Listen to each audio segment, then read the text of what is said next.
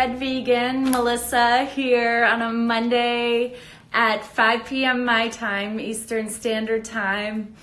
Sorry I missed last week, but I was on vacation and frankly, if I remember right, I was a little hungover that day, so I apologize.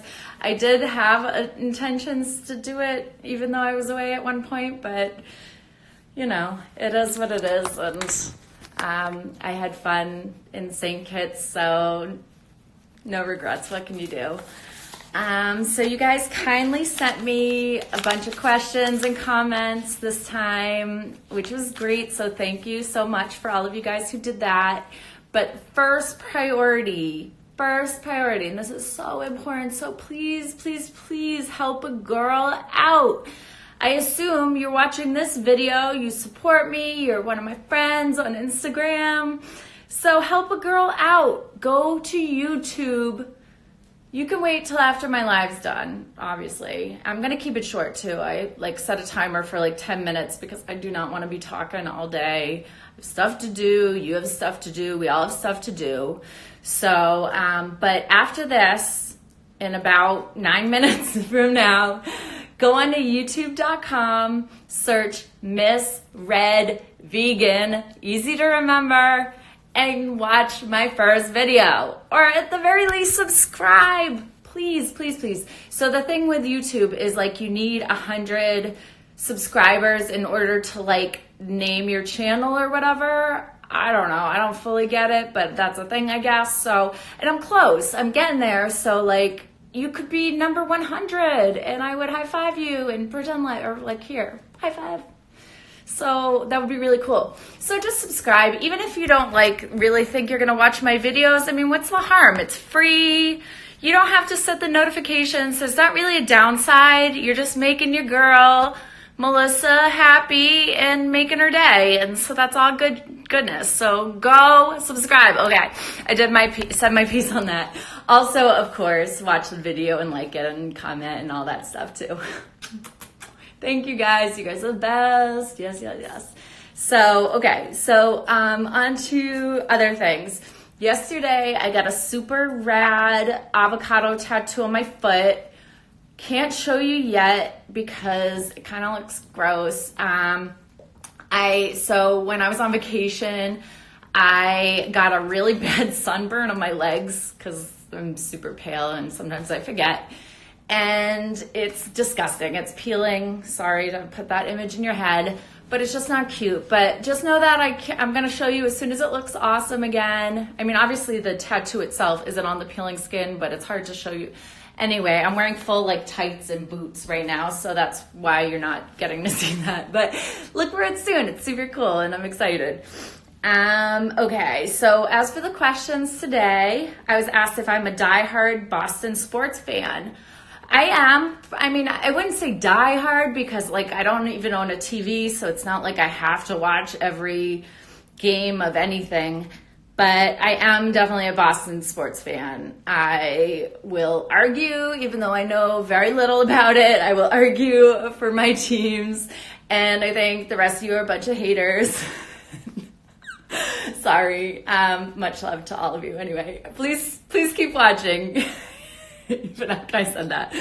But anyway, that answers that question. Mostly I'm a Patriots fan. Sorry.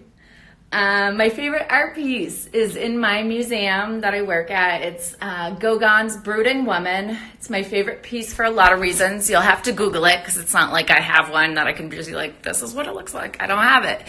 So I have put it on my Instagram before, but it was probably a long time ago. If I think of it on Wednesday when I'm back at the museum, maybe I'll post it again so you guys can see. Or you can just Google it. It's super easy to find. Gauguin, Brooding Woman. He's an impressionist who then moved to Tahiti, so his stuff has a Tahitian flair, unlike the other impressionists of his day. Also, it has a cool backstory because it was actually hijacked from, or taken from the museum in the 70s, along with some other art like Picasso's and stuff. So it kind of has a cool story, but made it back to the museum. And on top of that, last summer, I was honored to be asked to be in an advertisement billboard for my museum. So they photographed me sitting in the same position as the brooding woman, and it was like a thing like showing me and then the picture and being like art, real life. I don't know. I don't remember. But anyway, that was last summer. So lots of reasons. That's my favorite. Love the colors. I love the emotion, all that. Quick answer. I was asked if there's a vegan grocery store in our area, meaning I assume my Worcester, Massachusetts or Boston, Massachusetts area. There's not currently. I do have dreams, fantasies of opening one myself, but who knows if that'll ever happen. Although maybe someday, you never know. But although we don't have one, we have lots of other great stores that provide great vegan products. I live super close to a Whole Foods and a Wegmans and a Trader Joe's, all of which are great. And actually next month I'm moving like right next to a Whole Foods, so I'm super psyched about that. So I don't have any problems getting vegan food, and if I want something special that I can't find, I'll order a big order from like a website like Vegan Essentials, which is incredible, and they have all the good stuff. So yeah, that answers that. How did I grow my following? So I wish I had a better answer for you, but it kind of happened out of my control. I think one day I just kind of hit the Instagram lottery and somehow got put on a main page or something because it just started flying. Hashtags are super important, and Google about it because it's not as obvious as you might think. Like you can use up to 30 hashtags, but it's not necessarily a good idea to do that. You want to mix up the hashtags. You don't want to post too often. So there's lots of things that can help you work with Instagram's algorithm. But I also think it's because I respond to as many comments and messages as I possibly can. So I think there's a sense of community there. I keep it interesting. I don't know. You guys might have more insight than I do on why my Instagram following grew so quickly. I don't know, but it's awesome and I'm excited and I hope it continues for a long time.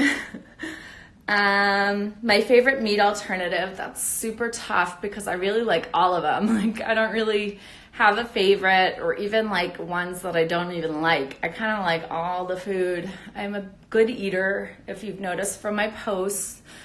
If I had to pick right this second, I guess I would just say like the Beyond Burger because that's freaking tasty, so good. And they have it at the Whole Foods near me at the restaurant upstairs, and they do it with a pretzel bun and like this, like it's just ridiculously good.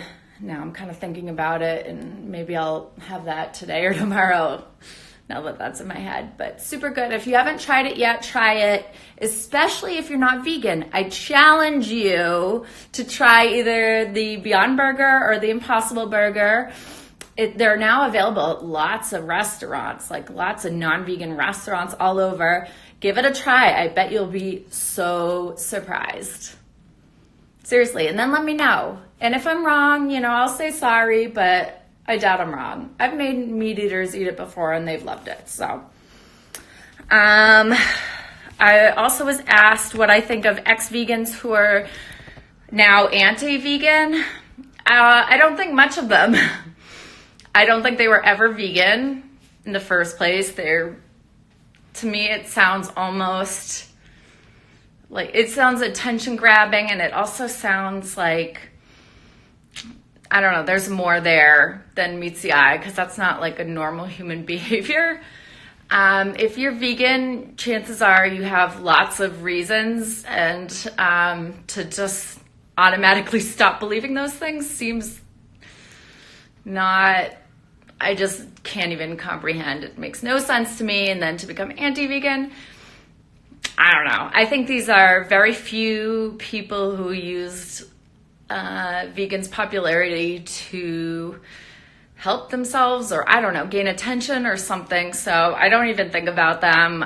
They don't come up in my feed at all. I don't know.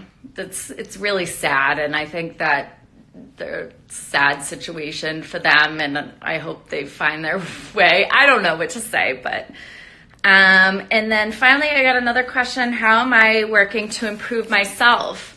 That's something that's important because it's something I think we all should be doing all the time, no matter age. It doesn't matter. Oh, that's my alarm saying that my 10 minutes is up. Shut up, alarm. Okay, I hear you. I gotta.